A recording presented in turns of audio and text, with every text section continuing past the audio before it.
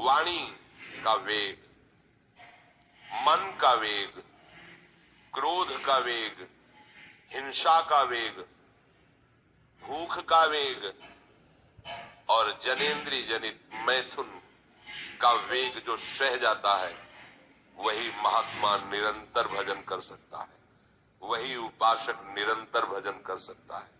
नहीं, यही वेग आकर उसके भजन में अंतराय पैदा कर देते हैं। ये वेग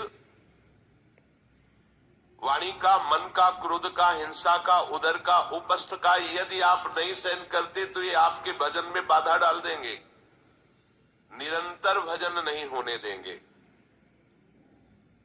दूसरा, निरंतर भजन करने में जो प्रभु कह रहे हैं, आसीत मत परा, मेरे परायण होकर भजन करो। अब इन वेगों से बचकर जो भजन में चलता है तो उसके अंदर एक बात आने लगती है, मैं अच्छा भजनानंदी हूं। जहां ये बात आई तहां वो दूसरों जो वैष्णव है, महतजन है, महात्मा जन है, वो टीका टिप्पणी करने लगता है उनकी। ये होता है, अपने में श्रेष्ठ भाव आने पर दूसरे साधकों की, वैष्णवों की, महापुरुषों की, महतजनों की वो टीका टिप्पणी करने लगता है। ऐसा क्यों, ऐसा, ऐसा क्यों, ऐसा। ये आपके भजन को ही रोक देगा। निरंतर भजन चलने की तो बात जाने तो भजन से ही विमुख कर देगी ये वृत्ति। ये 6 बातें संतों के प्रति नहीं करनी चाहिए। वो वेग सहो और ये बात भूलकर अपनी वाणी पे न लाओ। पास निरूपण,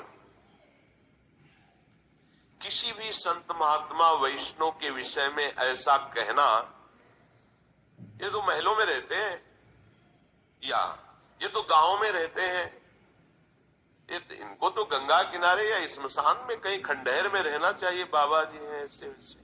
वास निरूपण करना, तभी जब आम जागृत होता है तो संतों की प्रति टीका टिप्पणी शुरू हो जाती है। वास निरूपण, किसी भी संत महात्मा वैष्णव के प्रति उसके वास के विषय में बोलना। दूसरा, ज्ञान निरूपण, किसी संत वैष्णव के प्रति ऐसा, ये पढ़े लिखे तो है नहीं, शास्त्रों का इनको ज्ञान तो है नहीं, वेश बना लिया, बस पेट भरण पोषण के लिए घूम रहे, कोई इनको ज्ञान तो है नहीं। क्या भजन करेंगे, क्या विचार करेंगे जब इनको पढ़े ही नहीं है, शास्त्रों का ज्ञान नहीं है, तो क्या ये भजन करेंगे। ज्ञान निरूपण। तीसरा, जाति निरूपण, अच्छा ये अमुक जाति के हैं, हाँ तब चाहे जितना बेस रख ले, नीच जाति का तो नीचे जाति का रहेगा ना। ऐसा महान अपराध, ऐसा सोचना, ऐसा बोलना, ऐसा। एक बार एक जगह महात्माओं की पंगत लगी हुई थी, उसमें एक महात्मा को पंगत लगवाने वाले में जो श्रेष्ठ थे, उन्हें एक थप्पड़ मारा और निकालने लगे। वहां हमको भी सेवा दी गई थी, पत्तल उठाना और पोछा लगाना बाद में। तो परोसाई जब होती थी उस समय खड़े रहते थे। तत्काल में हमने कहा, आपने क्यों थप्पड़ मारा? तो उन्होंने जाति निरूपण किया कि इस जाति का है, तुम नहीं जानते हो, और ये साधुओं की पंगत में बैठा है, उनका आचार्य परंपरा का तिलक लगाए हुए और भेष धारण किए हुए। आप आचार्य परंपरा की प्रधानता रखते हैं या जाति की प्रधानता रखते हैं? वो महात्मा अश्रु प्रवाह करने लगे कि क्या मेरे को भगवान का भजन करने का अधिकार नहीं? क्या मेरे को भगवत प्रसाद पाने का अधिकार नहीं? जब हमें गुरु ने वस्त्र दिया है, भेष दिया है, तो हम संतों की सभा में उन्हीं की आज्ञा से बैठे हैं। वैसे हम इस योग्य नहीं हैं, पर बैठे हैं। उनकी दैन्यता देखकर तत्काल उनको हृदय से लगाया और उनसे कहा कि दोबारा ऐसी गलती न हो। ये क्या मर्यादा है वेश के ऊपर? और उनके चरण पकड़े, एक बार इनको क्षमा करके आप बैठ जाइए, आप प्रसाद पा लीजिए। उस समय भागवती का आवेश में बोले, उनकी सामर्थ्य नहीं हुई, दोबारा उनको वो प्रसाद पा के निकले। मन में ठान लिया कि झोला उठाओ और भागो यहां से। नहीं, जहां संत का अपमान हो वहां नहीं टिकना चाहिए। तो भूल हो जाती है राजसूय यज्ञ में भगवान ब्रह्मा से लेकर के सब ईश्वर कोटि के महापुरुष पधारे थे, जिसमें स्वयं सर्वेश्वर भगवान श्री कृष्ण विराजमान थे। और उस पवित्रता का क्या वर्णन करना, जहां साक्षात धर्मराज विराजमान है वहां अपवित्रता का प्रवेश नहीं हो सकता। लेकिन यज्ञ की पूर्णता नहीं हुई थी। यज्ञ की पूर्णता सुपच वाल्मीकि के चरण धोकर रसोई में पवाने से हुई थी।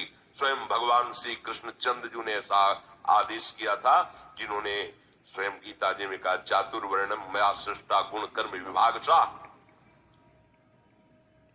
लेकिन यदि वो भगवद अनुरागी है तो चातुर्वर्णम मया सृष्टा का सिद्धांत नहीं लागू होगा। भगवान व्यास देव जी कह रहे, अहो वत्सो पचतो गरीयान यज्ञभ्यागे वर्तते नाम तुभ्यम।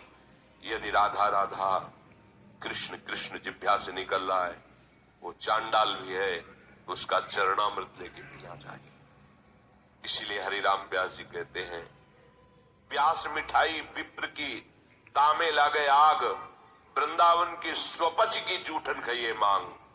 प्यास रसिक तेरी बड़े ब्रजते अनत न जाए, वृंदावन की स्वपच लो जूठन मांगे खाएं। ये जाति निरूपण संत के प्रति करना महत अपराध है।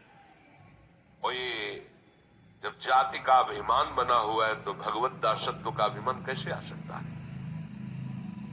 किसी भी मार्ग में हो, आगे चल करके सब लय हो जाता है। ये देहाभिमान के अंतर्गत आता है। देह ही तो जन्मी है जाति में, ये स्वरूपाभिमान थोड़ी है, ये देहाभिमान ही है। इसलिए वैष्णव के सबके एक ही गोत्र है, अच्युत गोत्र। अपने सब रसिकों के एक ही गोत्र है, हरिवंश गोत्र। अगर हम जाति पक्ष में चले जाएंगे तो भगवत पक्ष से हट जाएंगे। तहां जाति कुल नहीं विचार, कौन शुद्धम कौन गंवार, सार भजन हरिवंश को।